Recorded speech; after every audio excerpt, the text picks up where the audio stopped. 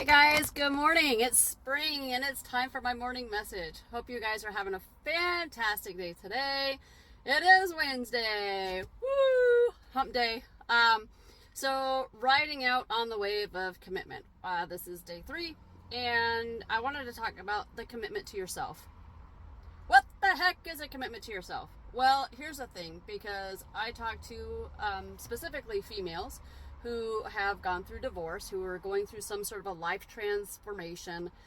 Maybe they're moving to like a new area where they don't know a lot of people, or maybe they're moving into a new position at work,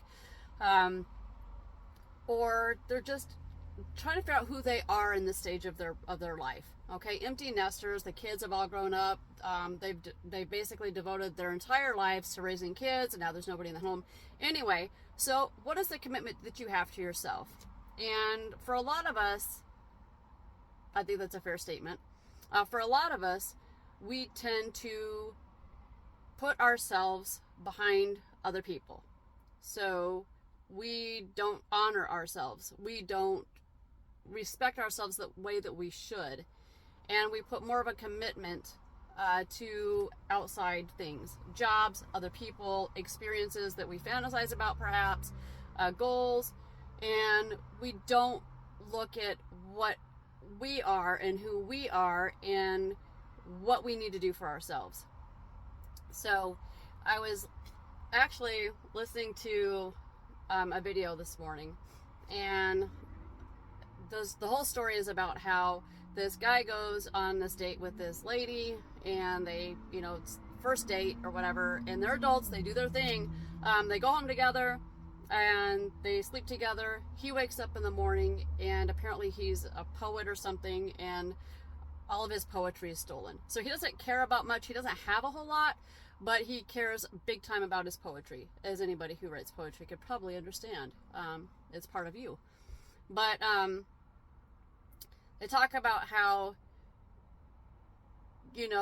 with that kind of a thing, and here's what I guess I want to get to, is that oftentimes, for those of us who are in the dating world, if you will, or the single world, if you will, or going through the divorce process, sometimes we can look at somebody and we can fall in love with their potential. We don't really know who they are. We get this idea. Maybe you walk in into a restaurant, you see somebody sitting there, and you're like, wow, that's the person of my dreams. You don't know anything about them. You know nothing about them. You may talk with them through chat, or messenger or text or whatever, but you haven't really like sat down and talked with them. You haven't had any dates with them or anything like that. And then they ghost you, they blow you off, something happens, things just don't work out. Maybe it's just something happened. Okay, and that first date, that second date, whatever, doesn't ever happen. And suddenly we feel like, oh my gosh, I've lost this beautiful person, or I've lost this beautiful opportunity, and I'm so heartbroken. But here's the thing, okay? You really didn't know that person. You didn't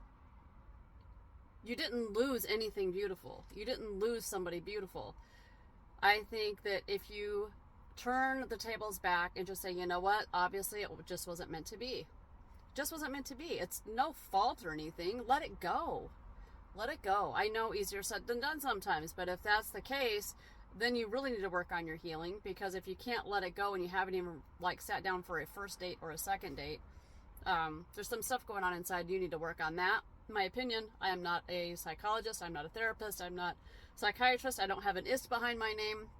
Did go to college for psychology, but that's that, whatever.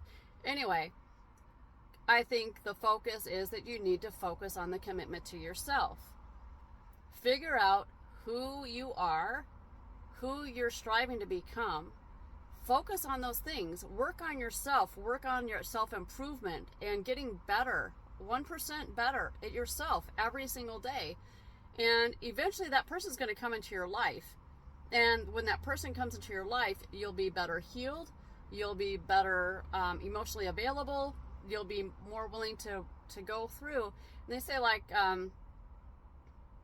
you can worship the poet, right, which is like that fantasy of who this person is, or you can value the poetry, and that's the action of going through with this other person over time and building the relationship, learning who each other are, having the disagreements, working them out, going through the illnesses together, holding each other's hands when one person falls down, picking the other person back up as a team, as a partner. And you're only capable of doing that when you fulfill your commitment to yourself. Okay. Hope that makes sense. Hope it wasn't a little bit confusing. I tried to be as clear as I can with that, but I think it's just something that a lot of people, I'm seeing it out there so just incredibly so much, where people are just meeting people on these apps and whatever, and they haven't even like met the person in person, and they're just, oh, this is the one for me. I know this is the person, and it's like, but you don't know that person. You're overvaluing the poet, and you're not even touching the poetry yet. Something to think about, right? All right, guys, it is a fabulous day. I hope it is for you anyway. We've got a lot of time in front of us, hopefully, right? We don't know what's coming around the corner, but at any rate, take care of yourself, take care of each other. I love you guys. Bye.